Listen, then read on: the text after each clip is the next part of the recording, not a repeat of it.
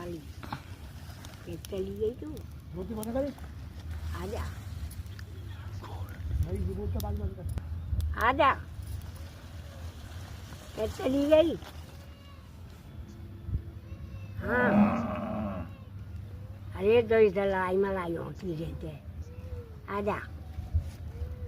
चलती रहते तो काम ने बुना है लड़ाई ना मानी करे इनने आजा हाँ कठुआ करे में तो बैठी हूँ हाँ घी ले लो 5 किलो आजा तो ले लेंगे और आई मरी जानते आजा एक फूल तो पहले खाइए रोटी पानी सब बातों की मौत है आजा 5 किलो ले लो घी और ले लेंगे 5 किलो 5 किलो ले लियो और ले लेंगे वो कहाँ